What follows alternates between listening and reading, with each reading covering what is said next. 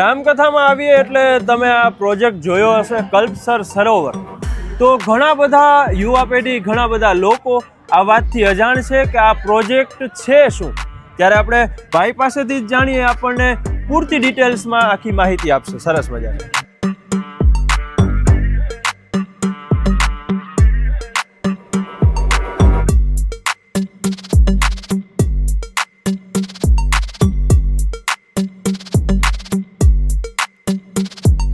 હું પ્રશાંત ઉંબલ, રાજકોટથી.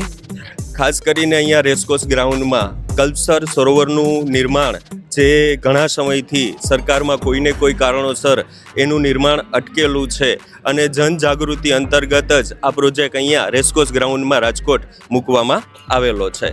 ખાસ કરીને આ પ્રોજેક્ટ છે તો એ ભાવનગર અને ભરૂચની વચ્ચે એક કલ્પસર સરોવરનું નિર્માણ શક્ય છે, ત્યાં સંભવ છે.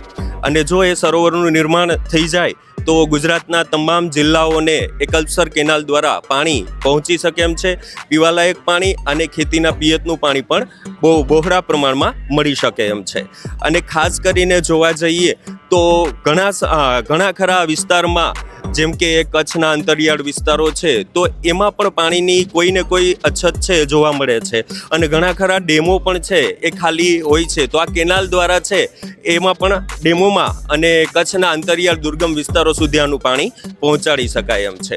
અને ખાસ બીજા નંબરમાં એક ખંભાતના અખાત અને કલ્પસર સરોવર પાસે એક બ્રિજનું જો નિર્માણ કરી દેવામાં આવે તો એ બ્રિજ દ્વારા હાલના શહેરોનું અંતર જે આટલું છે એ ઘટીને આટલું થઈ જાય એમ છે. જેમ કે ભાવનગરથી સુરતનું અંતર 478 કિલોમીટર હાલનું અંતર છે, જે ઘટીને 125 કિલોમીટર થઈ જાય એમ છે. આના કારણે ખાસ કરીને સમયનો પણ બચાવ થઈ શકે અને ક્રૂડ ઓઇલનો પણ બચાવ થઈ શકે એમ છે. અને સાથે સાથે પર્યાવરણ માટે પણ બહુ જ લાભકારક છે અને ગુજરાતની જનતાને આનાથી ખૂબ બહોળો મોટો ફાયદો મળે એમ છે. અને આવનારા ભવિષ્યમાં પણ ક્યારેય પાણીની ગુજરાતમાં અછત ન સર્જાય, અને એટલા માટે જ આ પ્રોજેક્ટ બહુ ફાયદાકારક છે.